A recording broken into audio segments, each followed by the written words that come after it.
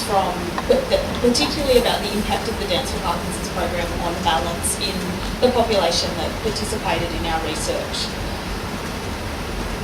So just so that we're all on the same page, because balance can be considered quite differently, and from my perspective and the perspective of the dancer, our picture of balance is possibly quite different. So the definition of balance probably doesn't change. It's the ability to align the body with respect to gravity, with the support surface, and with the visual environment, with the aim of stabilising your centre of mass over your base of support, or relative to its base of support. I say over because that's what most of my people are aiming to do. So in the world of neurological physiotherapy, we think of this as being during people's normal daily activities, and just a little bit of perspective about what normal daily activities. So we're looking at people being able to access transport, being able to balance sufficiently to get on and off a bus, to walk to where they need to be able to walk, to manage walking in crowds so that they can do their regular daily activities like going to work, performing their chores, like shopping, those sorts of activities. And being able to balance sufficiently that they can participate in physical activity and get some exercise. For the population of people who I see, this is not a normal daily activity. They don't need to use their balance for activities like this. When we're looking at balance, it's important that we look at all the different aspects of balance. So people need to be able to balance during quiet stance. They need to have sufficient static balance. People need to be able to react. Their body needs to be able to adjust. I don't know whether to move this further away or closer. Closer? All right. People need to be able to adjust automatically so that their body can move. So if you need to be able to lift your arm up to reach for something, your body has a process of automatic adjustments that we don't think about. They happen in preparation for us to perform that movement without falling. People need to be able to balance during movements like walking, and people need to be able to respond if they're knocked off balance. So they need to have sufficient reactive balance to respond if they're perturbated off their balance. And in Parkinson's disease, as Graham summarised, each of these areas can be affected. So why dance for Parkinson's? Well, dance as an exercise in people with Parkinson's disease intuitively makes sense. And without people knowing when they're dancing, they're being taught a lot of the same strategies that we would do if we were approaching somebody with the perspective of specifically improving their movement. It encourages them to focus on their movement, it encourages them to move beyond their base of support. It brings in a rhythm of activity. So there's a lot of strategies that we would use in a physical therapy environment that happen naturally within dance.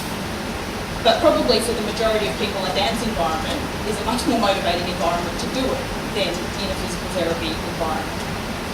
We know from past research that dancing people with Parkinson's can improve balance. And primarily that's looked at static and anticipatory balance, so the ability to stand and maintain your balance within your base of support and the ability to adjust and move. Dynamic balance. There have been some improvements shown for gait, and that's an aspect of dynamic balance, but it's probably less consistent than for static and anticipatory balance up to now. And reactive balance is something that hasn't really been explored. So part of the aim of our involvement in Dance for Parkinson's was to evaluate the impact of the Dance for Parkinson's program on balance in an Australian sample of people with Parkinson's disease. We did clinical balance measures in people before and after they participated in 30 of the balance classes, and we looked at their dynamic balance by using the timed up and go, and we incorporated doing thinking tasks as well. So the timed up and go is a test where people are asked to stand, walk as quickly as they can, 3 metres, walk back and sit back down in the chair again. Then we ask them to do it again as quickly as they can, but this time saying as many words as they can that start with F, A or S. We also used the mini-VEST test. So the mini-VEST test is an evaluation of balance. It's a commonly used clinical test. And the reason that we prefer that one is because it does allow us to look at each of the different systems that can be involved in balance and to try and piece out where the issues are really occurring. The participants who chose to be part of the research were 11 of the people. They were enormously varied in their age, in their journey with Parkinson's disease. So we had people who were aged between 38 and 80 years old. We had people who'd been diagnosed between 1 and 8 years, and that's time since diagnosis. So the person who'd been diagnosed 8 years ago had probably been living with the disease for substantially longer than 8 years. We had 7 females and 4 males. The majority of the people were in stage 2 on the Holland and Yard stage, which means that they're experiencing symptoms bilaterally, but there's no overt problems with their postural stability. But certainly we had people ranging from 1, which is very mild symptoms, up until 4, so people who had quite severe mobility impairment. And 5 people, although the majority of people did have substantial balance impairment, 5 people reported that they'd fallen in the past year. From the perspective of results, I always like this slide first because I think this is actually the most important thing. So people loved coming to the classes. They loved it and they kept coming over and over and over again, which is really uncommon for something that gets people moving, if moving is one of their primary problems. It's really hard to get people to adhere. There were also no adverse events, and as a physio that's really important because I have what can be perceived sometimes as an irrational fear of falls. And if you're getting a whole lot of people to do exercises that challenge their balance, it's really important that they're not having adverse events as a result of that. And there were none. So if you look at results on an individual perspective, and because our sample was small and so varied, we need to look at the results on an individual perspective. This is for the time up and go, so the speed that people take to walk that 3 metres, turn around, walk back and sit back down in the chair, just in seconds. So the green is the results before, their result before, and the purple square is the result after they participated. And so obviously if the purple's below, that means they did it faster. So overall, 9 out of 11 of the participants improved on this. The average improvement was 1.24 seconds, which is clinically very significant. That's a substantial improvement. When you're talking about a test that's taking people around 7 or 8 seconds to do, carving 1 second off the time is pretty important. And if we look at it as a group, that is a statistically significant improvement. In particular, people improved their timed up and go score while they were walking and thinking of another activity, thinking of the word task at the same time. And if we look at this across the group, almost all of the participants showed improvement at being able to walk and think of think of a word at the same time. It was a huge improvement with an average of 2.44 seconds, and it was highly significant. If we look at balance as a whole, so the mini best test, as I said, it looks at lots of different components of balance. On a whole, if we combine all of those scores together, we show that 5 people had an improvement. So 5 out of the 11 of the participants improved their balance overall. It wasn't a huge improvement, so an average improvement of 0.36 when 28 is the maximum score is not massive, and it wasn't significant. But if we break it down into its components and look at anticipatory balance, we see that 6 of the 11 participants improved. Their improvement was much more substantial, so 0.55 out of 6 is a much more substantial improvement.